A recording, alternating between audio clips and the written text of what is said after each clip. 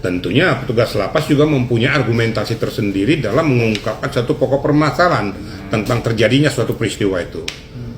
Ya sebenarnya yang paling utama sebenarnya Amarjo ini harus fair.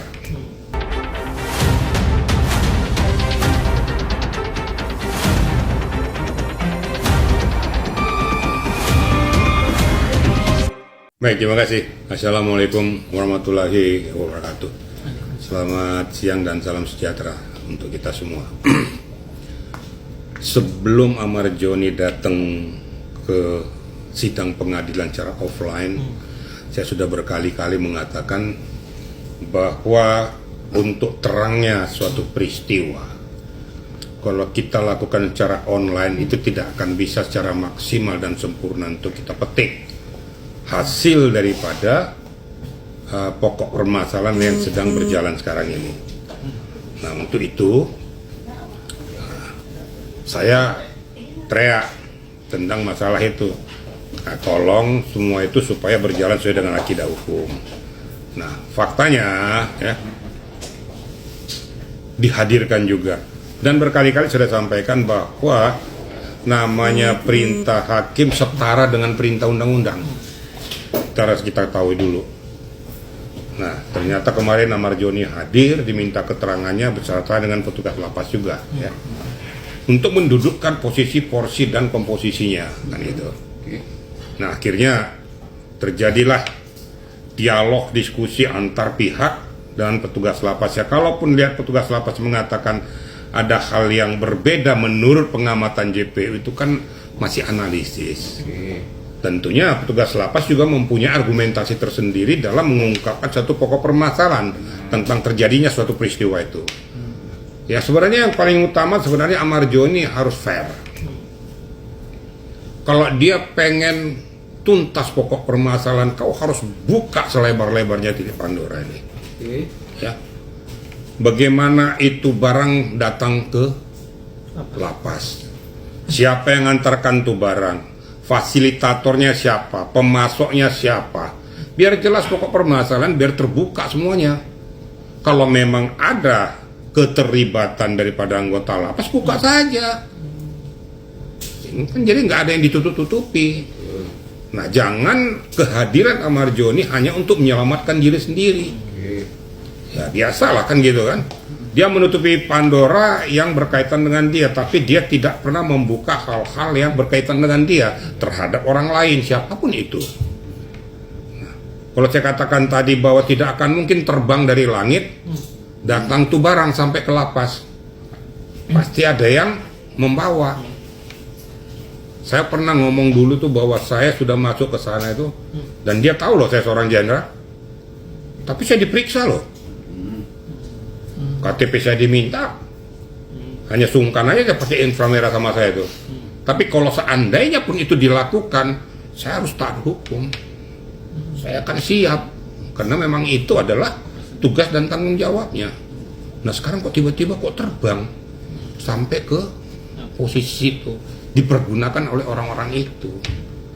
Nah kesimpulannya, Amarjo ini buka saja. Apa artinya kau datang ke lapas secara offline kalau kau membuka setengah-setengah? Sehingga ketahuan siapa berbuat apa, siapa bertanggung jawab kepada siapa. Dan dari mana barang haram itu datang. Kalau dikatakan kau sebagai pengguna, saya tidak terlalu yakin. Saya harus ngomong apa adanya, kenapa? Sudah 4 kali. Tuh. Orang kan sudah bilang berkali-kali, kalau sekali mungkin dia kilaf. 2 kali dia lalai, 3 kali ya mungkin keseleo, 4 kali katam.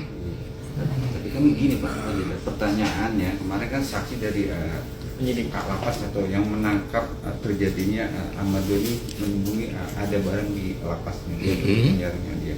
Namun dari proses pertanyaannya hakim juga agak kaget, ya kan, dengan pertanyaan tidak tahu, ya kan, lupa dengan penangkapan dia. Padahal hakim bilang bahwa itu kan nangkep gak tiap hari. Dalam sebulan atau dalam setahun dengan kasus novel paling sekali 2 kok nggak ingat, itu pertanyaannya. Gampang sebenarnya, itu tinggal kepiawaian daripada hakim untuk mengeksplor. Karena ada dalam BAP itu, JPU mencecar, hakim mengeksplor, menganalisis. sampai di mana pertanyaan itu mentok pada posisi yang dia tidak bisa jawab, justru dikejar di situ.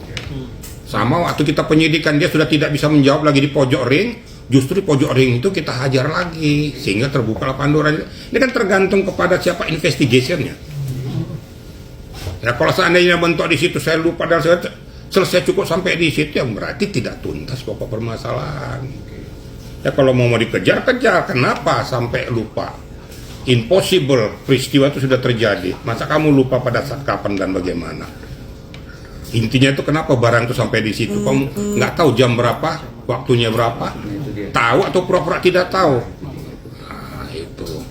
Pertanyaan menarik juga Pak atas juga saksi dari kepolisian yang BAP dalam proses BAP. Ahmad Joni juga merasa tertekan, ya kan saat itu, karena saat itu ada diduga disetrum pemukulan. Namun dari pihak penyidik juga ada dari kepolisian dalam 3 orang itu tidak menunjuk ke orang itu, tapi ada orang lain di belakang dalam BAP itu. Nah, Pak Jenderal melihatnya gimana? Biasalah. Dalam arena penyidikan tuh ada hal-hal yang menguntungkan dia supaya dia dianggap sebagai orang yang tersakiti, itu ya lumrah manusiawi. Kalau memang dia bisa disistrum dan lain sebagainya, tunjukkan dong buktinya. Ada nggak bekas visum bahwa dia disetrum dan lain sebagainya? Ya kadang-kadang jangan sampai membuat satu pokok permasalahan jadi jelimet karena dia pengen menutupi dirinya sendiri. Kan nggak zamannya lagi kalau sekarang tuh orang-orang kayak kalau dulu ya dijepit kaki segala macam masih berlaku. Sekarang kan transparansi itu kan ada, di CCTV kan ada. Nggak usah pakai dibohong-bohongi. Kalau dia memberikan keterangan palsu, hantam lagi penyidiknya lagi tuh.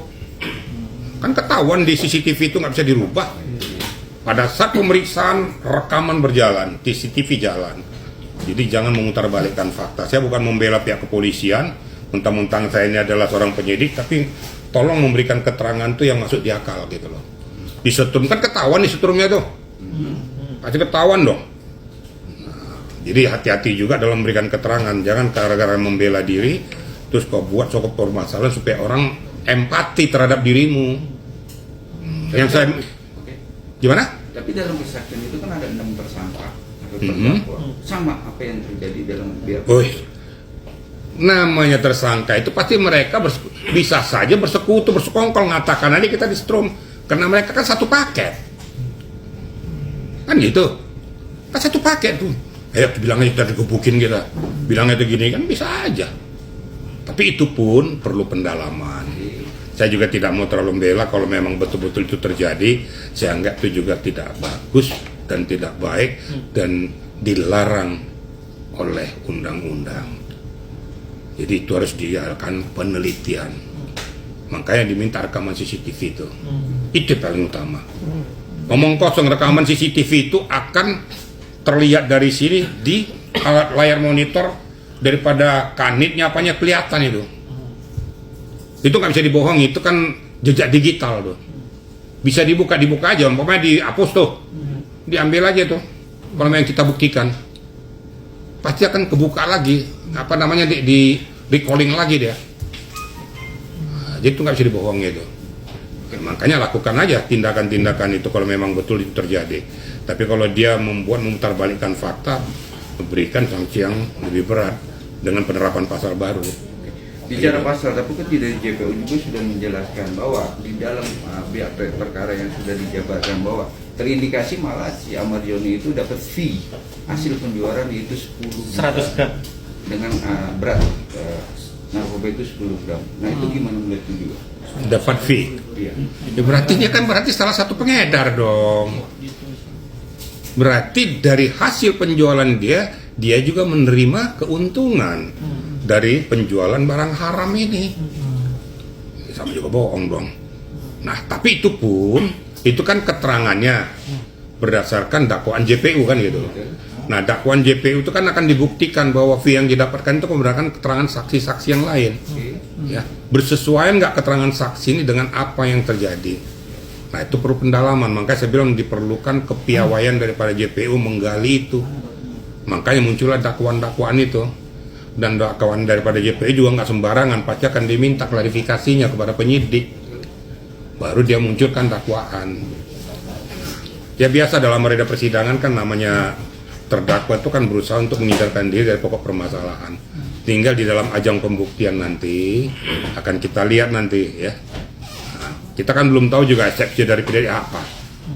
Nah, kemudian kalau dilakukan nanti tuntutan daripada JPU-nya kan dia kan bisa melakukan pembelaan, bisa plede nanti.